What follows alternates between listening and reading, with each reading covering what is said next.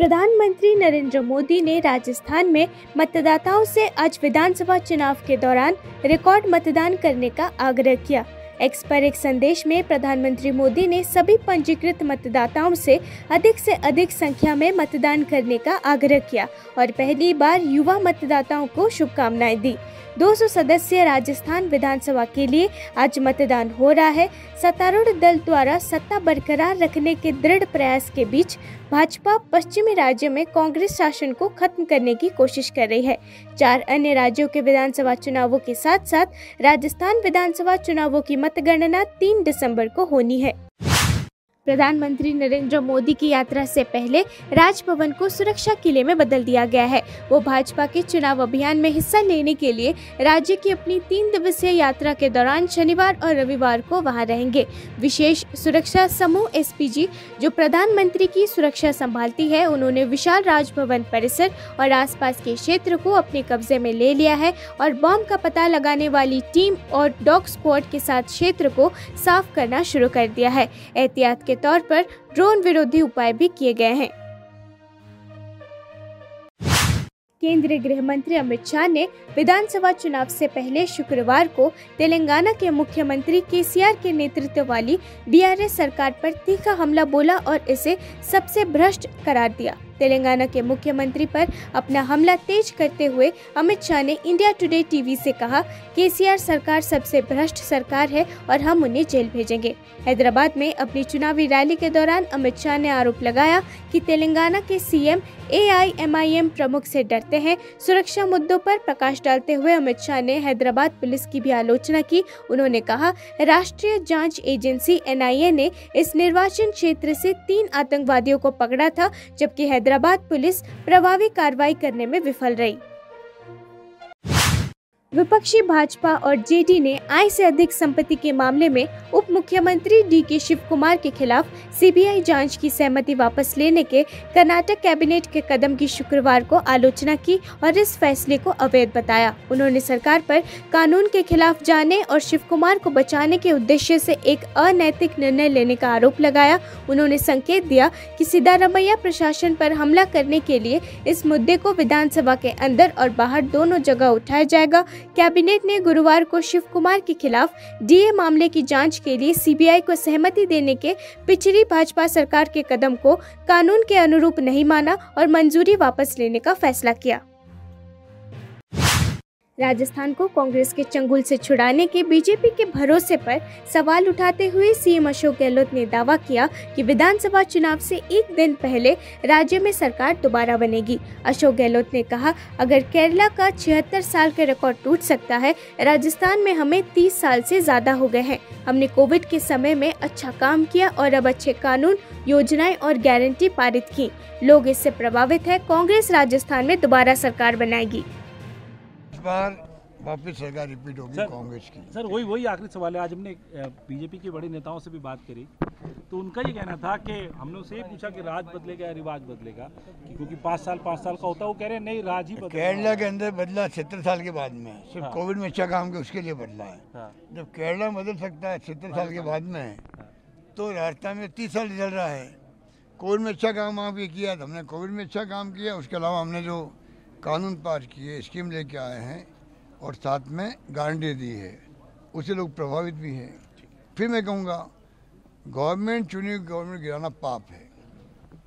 मध्य प्रदेश, कर्नाटक, महाराष्ट्र में house trading के 30-35 करोड़ रुपये देकर किया गया।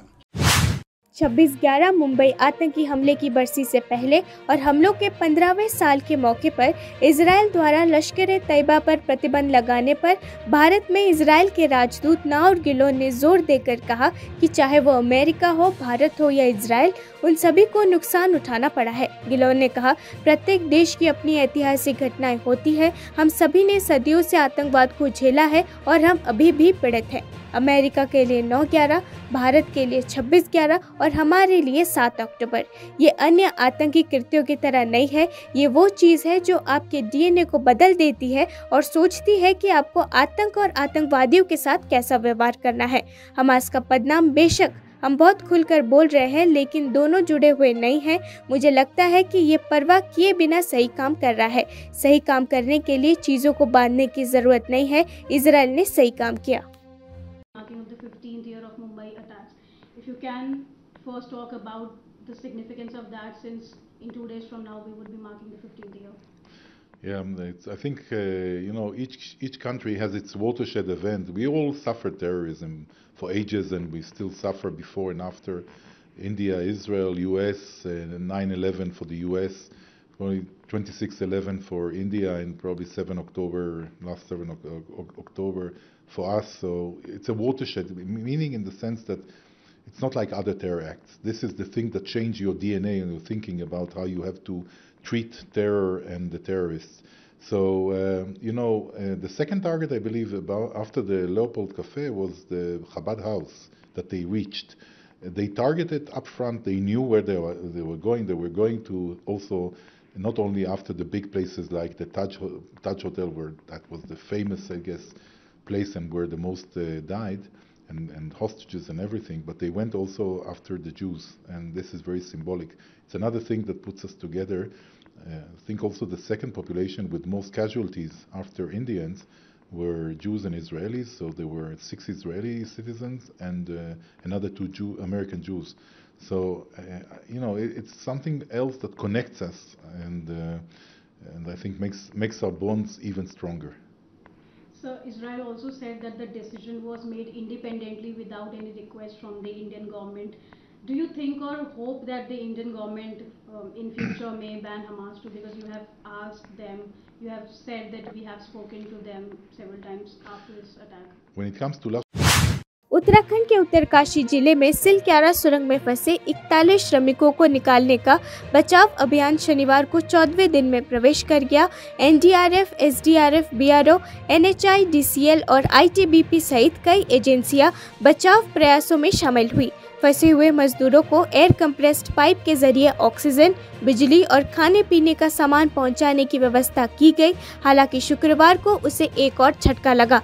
मशीनें फिर से बंद हो जाने से चल रहे बचाव कार्यों में नई बाधाएं सामने आई हैं।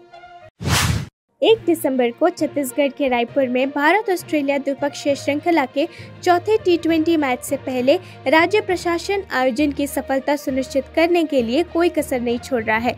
सुरक्षा व्यवस्था के बारे में एएनआई से बात करते हुए रायपुर के एसपी प्रशांत अग्रवाल ने कहा, भारत ऑस्ट्रेलिया मैच 1 दिसंबर को रायपुर में होने जा रहा है, जिसके लिए व्यवस्था की गई है। तैयारियां शुरू हो गई है और खिलाड़ियों की सुरक्षा, खेल के मैदान की सुरक्षा, यातायात और पार्किंग का प्रबंधन करने के लिए लगभग 600 सैनिकों को तैनात किया गया है।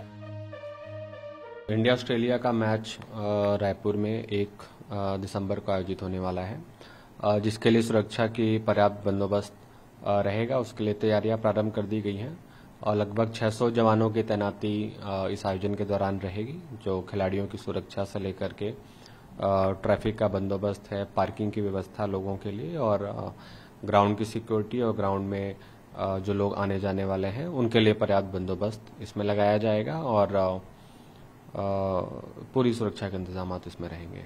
सर, क्या डू एंड डोंट्स रहेंगे पब्लिक के लिए? पब्लिक के लिए है कि वो एक तो समय से वहां पर पहुंचे, क्योंकि चूंकि मैच में एक साथ लगभग सारे लोग एक साथ आते हैं, तो वो समय पहले आ जाएंगे तो अपनी सीट पे आराम से बैठ पाएंगे, उनको रश का सामना नहीं करना पड़ेगा। तो 2 घंटे पहले, 3 घंटे पहले अगर लोग पहुंचेंगे तो उनके लिए बेहतर रहेगा। और कोई भी ऐसा सामान, कोई नुकीला सामान, कोई आपत्तिजनक सामान, कुछ मैच बॉक्स, लाइटर या सिगरेट, नशे का सामान, ऐसा कोई भी सामग्री लेकर के वहां पे ना जाएं और वहां पे फिर अच्छे से मैच का आनंद लें। सर, क्योंकि रायपुर के बाहर से भी ऑडियंस आएगी, बड़ा मैच है, तो उसको कैसे देखेंगे, वो रश को कैसे हैंडल करेंगे? नहीं, बिल्कुल। मैच का आयोजन पहले भी यहाँ पे हुआ है और अच्छा बंदोबस्त रहा है, तो इस बार भी पुरानी जो चीजें उसको ध्यान। राजस्थान चुनाव से पहले कांग्रेस नेता सचिन पायलट ने कहा कि लोगों ने अपना मन बना लिया है और राजस्थान में फिर से सत्ता में आने का भरोसा जताया है। अपने और गुर्जर समुदाय पर प्रधानमंत्री मोदी की टिप्पणी पर उन्होंने कहा, राजस्थान में 8 करोड़ लोग रहते हैं। मुझे लगता है कि जाति की राजनीति या धार्मिक राजनीति लोकतंत्र के लिए स्वस्थ संकेत नहीं है। हमें अगली पीढ़ी के लिए एक उदाहरण स्थापित करना चाहिए, लेकिन जब भी बीजेपी को लगता है कि वो ठोकर खा रहे हैं, उन्हें बहुमत नहीं मिलने वाला है और वो हार जाएंगे, वो ध्यान भटकाने के लिए ऐसी बातें कहते हैं, लेकिन जनता सब समझती है। राजस्थान में 8 करोड़ लोग रहते हैं और जब सरकार बनती है तो सबका समर्थन मिलता है। अब चाहे किसान वर्ग हो, चाहे नौजवान हो, चाहे अगड़े हों, पिछड़े हों, सब लोगों को साधने की कोशिश करनी चाहिए। और मुझे लगता है कि जातिगत राजनीति या धर्म के आधार पर राजनीति करना कोई लोकतंत्र के लिए शुभ और स्वस्थ संकेत नहीं है। हमको तो अगली पीढ़ी को ये उदाहरण प्रस्तुत करना चाहिए कैसे हम इश्यूज़ की, मुद्दों की पब्लिक राजनीति करते हैं। लेकिन जब लगता है भाजपा को कि उनके पैर लड़खड़ा रहे हैं और उनको बहुमत नहीं मिलने वाला है या वो चुनाव हारेंगे, तब वो इस तरह की बातें करते हैं ध्यान और दिमाग डाइवर्ट करने के लिए। लेकिन बहुत बड़ी बात नहीं है, पब्लिक सब समझती है। और जो हमारा लगातार एक सस्टेन्ड पॉजिटिव कैंपेन हुआ है, जो पब्लिक ने उसको अच्छा रिसीव किया है, जो भीड़ हमारी मीटिंग्स में आई है, उसको देखकर मैं संतुष्ट हूँ कि हम लोग अच्छा परिणाम आएगा 3 तारीख को जब मतपेटियों की मतगणना होगी। मुझे लगता है कि प्रदेश की जनता बहुत जागरूक है, अपना हित वो समझती है और तमाम प्रचार के बाद, सारी बातें सुनने के बाद अपने विवेक से। हैदराबाद में एक सार्वजनिक बैठक के दौरान AIMIM प्रमुख असदुद्दीन ओवैसी ने दावा किया कि ये सुनिश्चित करने के लिए कि AIMIM उम्मीदवार माजिद हुसैन इस चुनाव में न जीते, दिल्ली से RSS के लोग आए हैं और कांग्रेस पार्टी के लिए काम कर रहे हैं। उन्होंने फैसला किया है कि वो कांग्रेस उम्मीदवार का खुलकर समर्थन करेंगे। पल्ली की आवाम को, फसलांसर की आवाम को, सैयदनगर की आवाम को बाखबर कर रहा हूं कि इस असेंबली के इलेक्शन में माजिद हुसैन की कामयाबी को रोकने के लिए दिल्ली से RSS के लोग आकर कांग्रेस के लिए काम कर रहे हैं और वो ये तय कर लिए हैं कि वो कांग्रेस के उम्मीदवार की खुली तायीद कर रहे हैं। RSS के लोग बीजेपी का उम्मीदवार अपने घर में बैठ चुका है। मेरे भाई, जब दुश्मन मुत्तहिद हो रहा है तुम्हारा, तो क्या तुम इंतशार की कैफियत में रहोगे या फिर तुम एक शीशा पिघली हुई दीवार की तरह इन बातिल ताकतों के आगे खड़े हो जाओगे?